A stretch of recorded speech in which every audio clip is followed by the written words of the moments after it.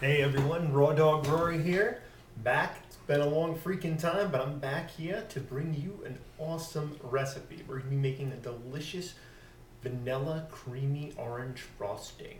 And this lovely frosting is going to be going on this carrot cake we got going right here. It's a raw carrot cake, the recipe of which is going to be on my blog post. And super simple to make. All you need is a food processor, some carrots, some almonds, some dates, a little bit of seasonings. Super simple, but really freaking good. So speaking of super simple, let's get into this frosting here. What we're going to be using as the base to make it nice and creamy is some soaked cashews. And soak them for about 1.5 hours, just really to soften them up. Cashews don't have as much of the enzyme inhibiting qualities of things such as walnuts or almonds, which have those tannic acids in there. So we're really just looking to soften them up and rinse them off a bit. And it's really hard to find truly raw cashews unless you're willing to pay like $17 a pound. So if you want to get hardcore, make sure they are raw. You can do that.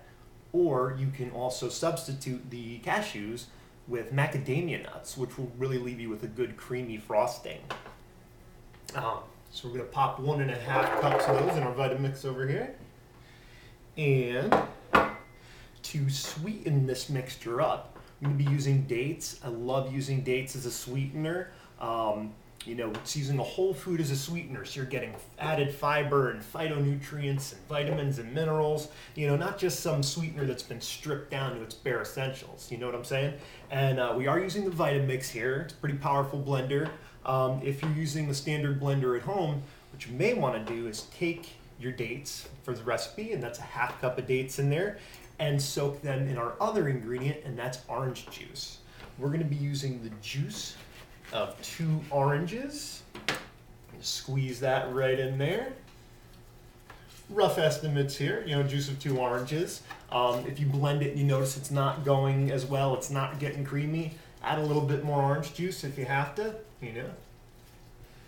And not only does this, give it that smooth liquid creaminess that we're looking for, but it sweetens it up a little bit more and adds just an amazing flavor to this frosting. It's ridiculous.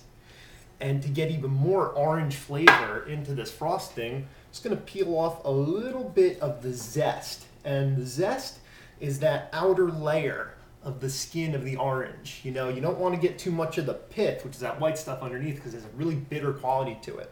I'm shooting for about 3/4 teaspoon of this orange peel here. And we're just going to pop that in the Vitamix. And if you're using a standard blender, you're worried about that being a little too big, just go ahead and mince it a little bit before you throw it in there. Raw food works with all sorts of appliances, so you don't got to worry if you don't got the big Mama Jama Vitamix to work with just yet. Took us a while to get one. Really psyched that Mom was able to get one from the Vitamix Corporation. They rock for doing that. And for all the people that put in the good word for her, that rocked too. You guys are awesome. Getting all that orange juice in there. Oh yeah. And me popping just a little pinch of salt. And the salt pretty much ties all the flavors together, brings everything together nice, transmits those delicious taste sensations across your tongue and taste buds. And another cool thing is if you're really trying to emulate a traditional creamy frosting, usually it's using butter or milk that has a bit of a saltiness to it anyway. So if you omit it when you're making a raw recipe, you're going to notice the difference. You're like, something's off here, So it's definitely good to add that in there. And also going to be adding, for the vanilla, about 1/2 teaspoon of vanilla extract. Hi, Mom. And now we blend. My favorite part. Don't do it sitting much, but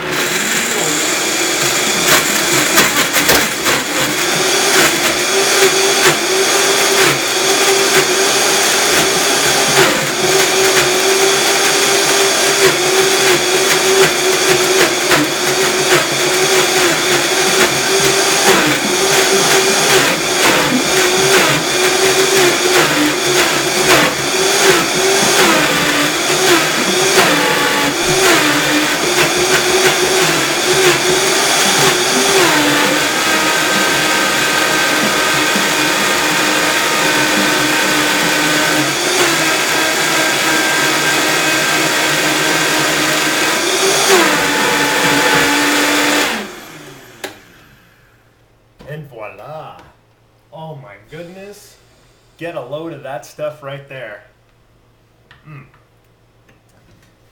Now we're gonna frost our lovely carrot cake here. And the cool thing about raw cakes is they are just so ridiculously forgiving. A lot of people assume, raw desserts, wow, they're gonna be a pain in the butt. It's a totally new paradigm for food prep. But, coming from somebody who's done a lot of baking back in the day, they're so much more forgiving. It's, once you got the idea of your binders and your and the actual flours, what you would substitute flours with, once you get that down, it's a piece of cake. Oh god, that was a lame pun, but had to do it.